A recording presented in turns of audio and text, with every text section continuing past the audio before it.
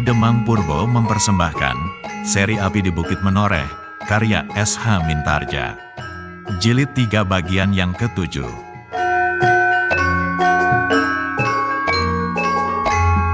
Pada bagian ke-6 yang lalu, Sidanti menghajar Swandaru yang membantu Sekar Mirah beradu mulut dengan Sidanti.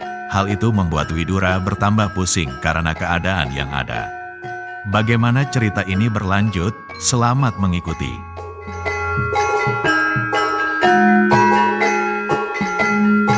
Ketegangan pun kemudian mereda. Sekali lagi Widura memandang setiap wajah yang ada di sekitarnya. Kemudian terdengar kembali perintahnya, kembali ke pendapat. Setiap orang yang berada di tempat itu pun kemudian berangsur-angsur pergi.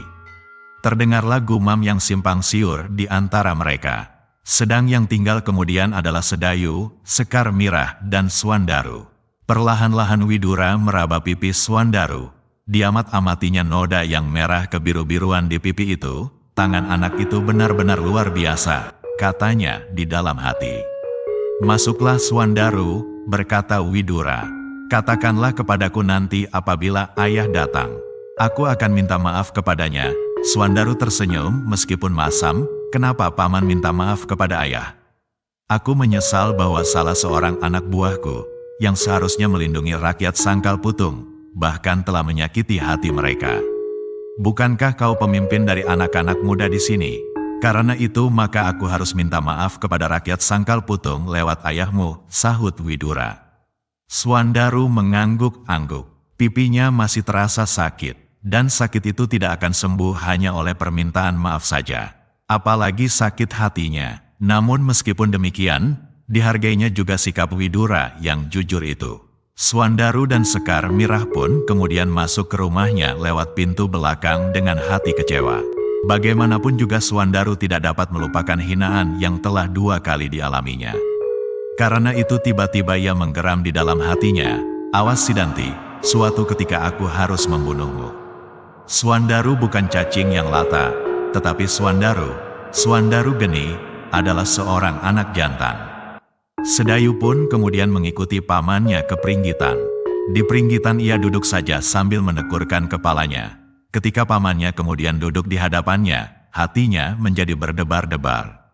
Sedayu, berkata pamannya, nah, peristiwa itu sekarang sudah terjadi. Apa katamu? Agung Sedayu hanya dapat menundukkan wajahnya. Apalagi ketika pamannya itu berkata pula, bukankah aku pernah memberimu peringatan? Aku sudah mencoba melakukannya paman, sahut Sedayu perlahan-lahan. Tetapi apabila aku pergi ke sumur atau ke belakang untuk keperluan lain, kadang-kadang aku masih berjumpa dengan gadis itu. Aku tidak keberatan apapun yang kau lakukan Sedayu, asalkan kau dapat mempertanggungjawabkannya. Aku berbesar hati melihat ketekunanmu berlatih hampir setiap malam. Aku berbesar hati melihat kemajuan-kemajuan yang kau capai. Namun hatimu yang kerdil itu masih sekerdil itu pula. Apalagi berhadapan dengan Sidanti. Karena itu Sedayu, kali ini adalah kali terakhir aku mencampuri persoalanmu. Seterusnya, kau sudah cukup besar untuk menjaga dirimu sendiri. Wajah Sedayu menjadi semakin tunduk. Hampir ia menangis mendengar kata-kata pamannya. Ia kini telah benar-benar kehilangan pegangan. Kakaknya masih belum diketemukan, dan pamannya seolah-olah tak mau lagi melindunginya. Oh, Sedayu mengeluh di dalam hati. Sedayu, berkata pamannya, bagaimanakah kalau kau aku antar saja pulang ke Jati Anom? Agung Sedayu menggeleng. Ia tidak berani tinggal seorang diri di sana, atau ke Banyu Asri, kata pamannya pula. Di Banyu Asri pun keadaannya sama sekali tidak menyenangkan. Orang-orang Jipang yang berpencaran dapat saja menemukannya di Banyu Asri. Alap-alap Jalatunda yang berkeliaran itu, misalnya, sebab alap-alap Jalatunda itu kini sudah terlanjur mengenalnya, tidak seperti dahulu lagi, sebelum ia pernah bertemu dengan alap-alap Jalatunda yang mengerikan itu. Biarlah aku di sini, paman. Aku berjanji tidak akan keluar dari Pringgitan sebelum malam. Oh, Widura mengeluh. Terlalu, gumamnya. Ia telah benar-benar menjadi jengkel. Dan karena itu, maka mulutnya malahan terbungkam karenanya. Di pendapa Sidanti masih duduk di sudut di atas tikar pembaringannya. Hatinya menyala oleh kemarahan yang memuncak. Tanpa disadarinya, dibelainya senjatanya yang mengerikan. Beberapa orang yang melihatnya menjadi berdebar-debar karenanya, dan tanpa sadar pula, mereka duduk-duduk di samping senjata masing-masing. Tiba-tiba ketika Sidanti itu melihat Widura melangkah keluar, ia berdiri pula. Diletakkannya senjatanya, dan dengan tergesa-gesa ia menyusulnya. "Kakang," panggil Sidanti. Widura terkejut, karena itu ia pun segera berhenti. Tampaklah dahi Widura itu berkerut ketika dilihatnya Sidanti dengan tergesa-gesa pergi mendapatkannya. Bukan saja Widura yang menjadi tegang, namun beberapa orang yang melihatnya pun tanpa sesadar mereka, serentak berdiri tegak di tempat masing-masing. Sidanti pun melihat semuanya itu. Karena itu maka kini dapat diketahuinya, bagaimana sikap orang-orang dalam lingkungannya kepadanya.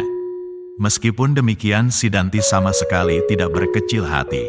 Ketika Sidanti sudah berdiri beberapa langkah di hadapannya, Widura bertanya, "Apakah ada sesuatu yang penting?" "Ya, Kakang," jawab Sidanti. "Aku ingin mengatakan sesuatu kepada Kakang Widura tanpa didengar oleh seorang pun." "Katakanlah," sahut Widura. Sidanti beragu sebentar, sehingga tiba-tiba wajahnya beredar ke segala sudut halaman dan pendapa rumah Kademangan itu. "Kalau kau tidak berteriak-teriak maka mereka tidak akan mendengar," berkata Widura. Sidanti menarik alisnya tinggi-tinggi. Kemudian tampaklah ia tersenyum. Namun senyum itu terasa aneh bagi Widura. "Kakang," berkata Sidanti perlahan-lahan sambil melangkah mendekati Widura. "Aku ingin mengatakan sesuatu, tetapi tidak di sini." "Berkatalah sekarang," sahut Widura. Sidanti menarik nafas. Sekali lagi ia memandang berkeliling. Di tangga pendapa ia melihat beberapa orang berdiri berjajar-jajar, dan beberapa orang diantaranya duduk dengan gelisah. Di regol pun dilihatnya beberapa orang penjaga dengan tombak di tangan mereka.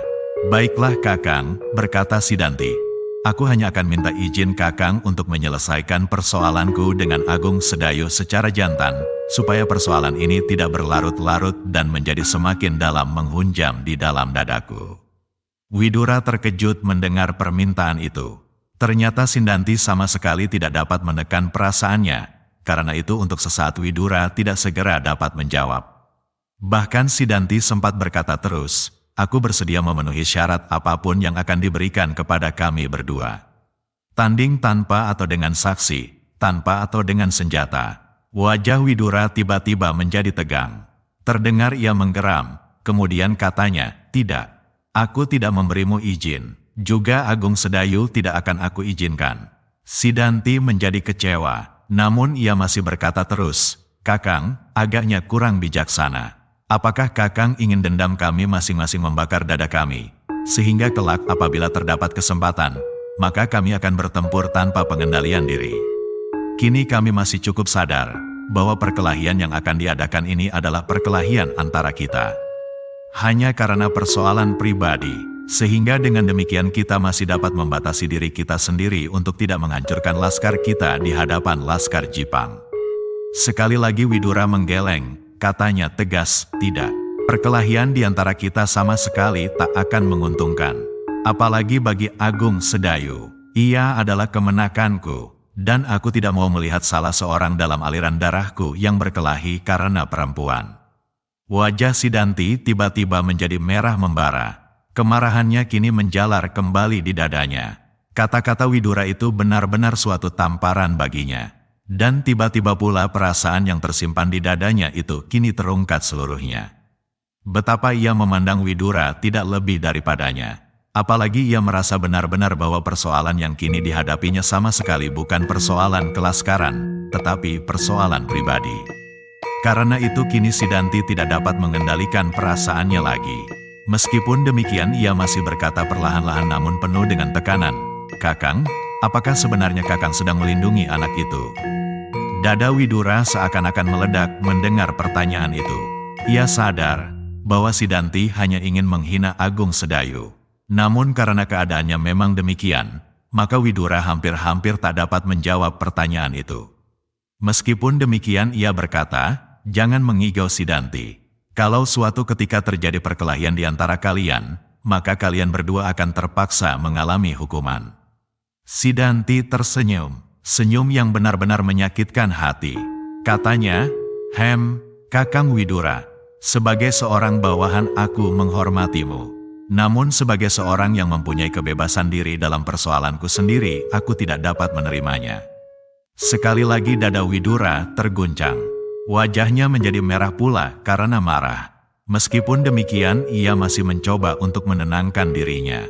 Orang-orang yang melihat percakapan itu dari kejauhan menjadi heran. Mereka melihat wajah-wajah yang tegang. Namun kadang-kadang mereka melihat Sidanti tersenyum-senyum seperti tidak pernah terjadi sesuatu. Karena itu mereka menebak-nebak apakah yang mereka bicarakan. Apakah Sidanti sedang minta maaf kepada Widura? Namun mereka tidak mendengar ketika Widura berkata, "Aku mempunyai kekuasaan di sini, Sidanti." Sidanti masih tersenyum. Katanya, Kakang Widura ternyata telah menyalahgunakan kekuasaan itu untuk keuntungan pribadi. Dada Widura benar-benar hampir pecah karenanya. Ia harus mempertahankan kewibawaannya sebagai seorang pemimpin. Maka katanya, tanpa kekuasaan pun aku dapat memaksamu, Sidanti.